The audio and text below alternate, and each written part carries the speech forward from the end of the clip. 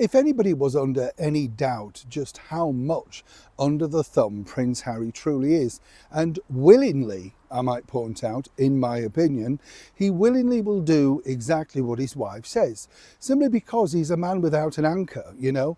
You can see the fact that she kind of rules everything. She's told him, if you listen to me, this is going to go the right way. The usual sort of platitudes and stuff like that.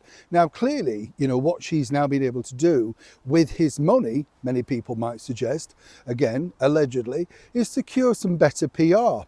Not for herself and an ailing brand, of course, of Love Meghan as ever or whatever it's called, because that is an utter disaster. And that's really beyond her control, but more about that in the future. You see, Netflix, they're sort of just handering around thinking, what's coming next? Behind the scenes, let me tell you, and from the people that I know at Netflix, they can't quite believe what a disaster this is, but it's absolutely a soap opera to them. But now Meghan has decided, along with her team, to ramp up the rhetoric, and more importantly this time, direct it at, well, the Prince and Princess of Wales, and more importantly, their children. Let me explain. Morning, good to see you, chums. Are you all right? I'm all right, thank you. Hands-free today, see. A little bit better corner in this area of London, let me tell you. As many of you know, I film everything exclusively out on location, up and down the United Kingdom, whether it's in Yorkshire, Leeds, York, whatever I'm doing. But, you know, there's only certain places, as you know, where you would dare put a hands-free camera stand now, because it's just so difficult. You know, people talk about how dangerous is London. It's really the people walking amongst us that this government have let in that we have no idea. And when you see terrible situations that have happened over in Utah, it certainly makes you think twice. Trust me, you know, whatever you're doing. I mean, absolutely.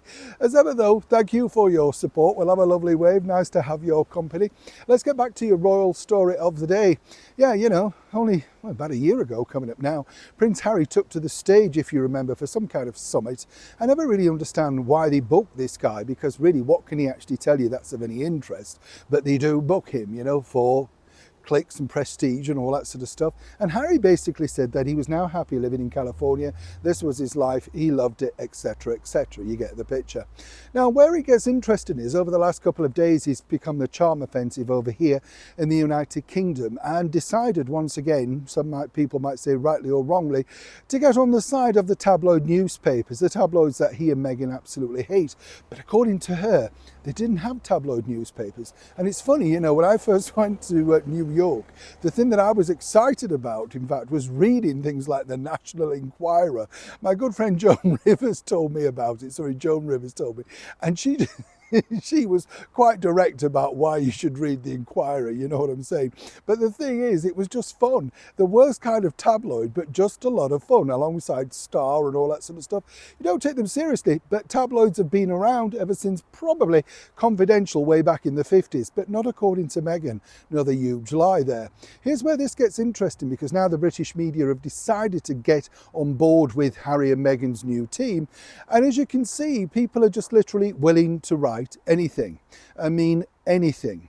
But here's what you don't know, what I can share with you, because while there's partial levels of this particular story relatively true, what they're really doing, and this is an interesting thing, and I can tell you for 100%, is that the school, in fact, have been approached to send brochures back to Montecito. That's right, Lambrook School, which is, of course, the schooling for Charlotte and Louis and Prince George. And this really is because they're basically, you know, the story is Harry would like now his children to be educated here in the United Kingdom. Right. Because, of course, he did so well out of it. But, you know, he wants them to be near the family.